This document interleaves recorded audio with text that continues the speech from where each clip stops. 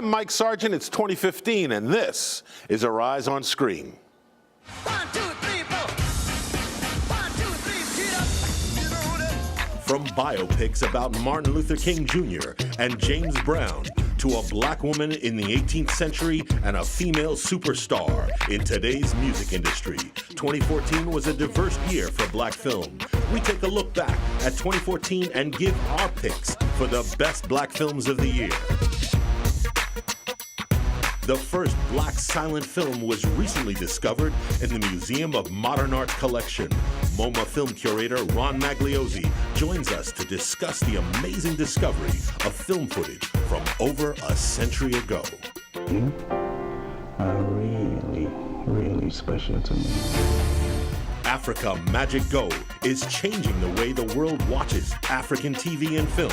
It's being called the Hulu of Africa. We talked to Ghana Movie Awards Best Actress winner Julian Ibrahim about Africa's newest video showcase. All this and more on Arise on Screen.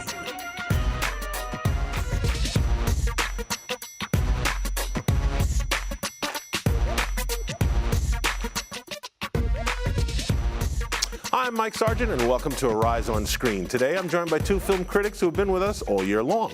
Justine Browning, welcome. And Julian Roman of MovieWeb.com. Happy New Year, both of you. Thank you for being here. So we're going to talk today about the year in black film. 2014 was a very good year for black film. We had a pretty diverse slate. There were a lot of films that came out, very, very, very different types. The first one we're going to talk about is Belle, which came out at the top of the year. It stars Gugu Mbatha Raw, and it's about an illegitimate daughter of a British royal who ends up influencing someone who has a lot to do with changing the way things are in England. So, Justine, I'm going to start with you as a woman.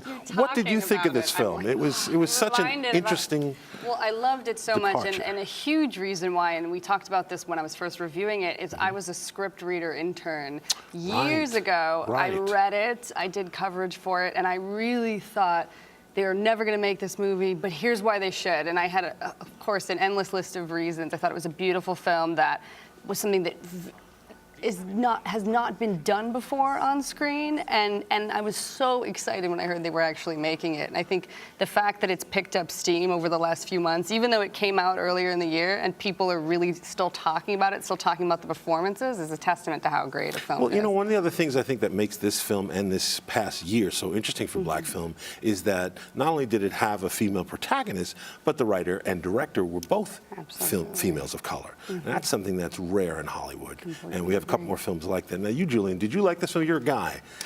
Well, you know what? I was an intern, a script reading intern, so it was a very, very good movie. I mean, she's the biracial child of an heir, and she's basically living as a royal, you know, in the aristocracy, but she's black.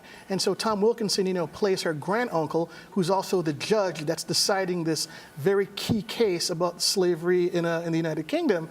And it's a beautifully well-made film, and it's very different.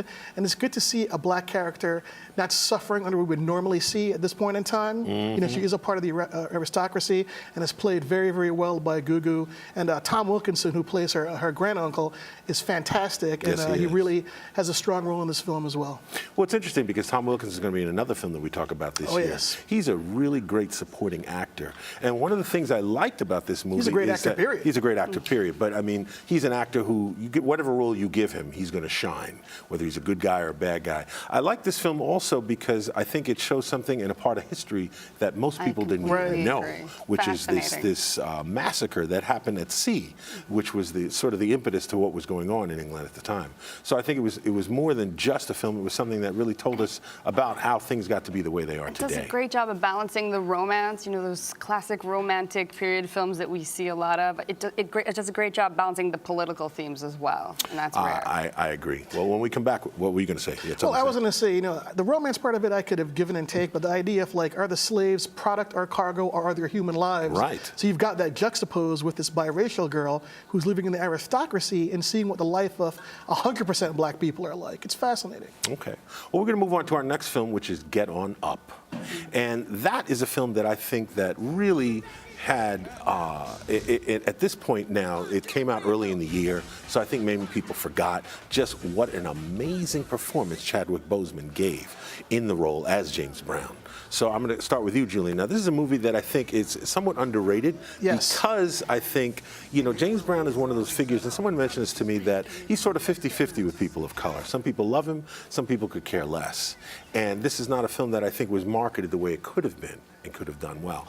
You liked it a lot? I thought it was a very good film, and the problem with this movie is that it was released too early. I mean, Boseman is phenomenal as James Brown, and let's not forget that people know who James Brown is. A very colorful figure, was around for a long time. He's very, very familiar. So to have this guy come in and be flawless, and he's not imitating him, he is James Brown. Yes, you know? after a while, you forget. You're You just forget watching you're looking James at an Brown. actor. I mean, even with the makeup and the dance moves, you know, you love it. But like I said, they released it too early. If they'd released it in the fall, it would have been a much bigger hit.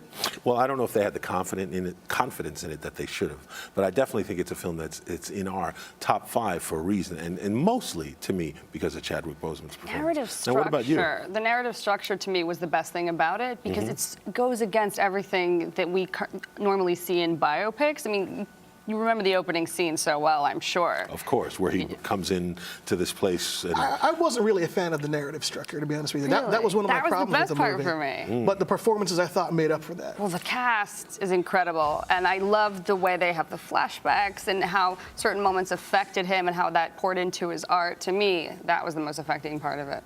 It was, and it also, I think, in many ways, had a lot to do with the time, because it was, in some ways, of course, because it's a historical story, it was like a history lesson in really looking at what was happening in music at the time.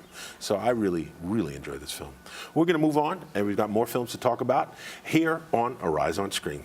When we return, 1, 2, 3, get up. We continue to look back at the year in black film, from comedies to historical dramas, and modern-day romance to biopics about African-American icons, the best black films of 2014, next, here on Arise on Screen.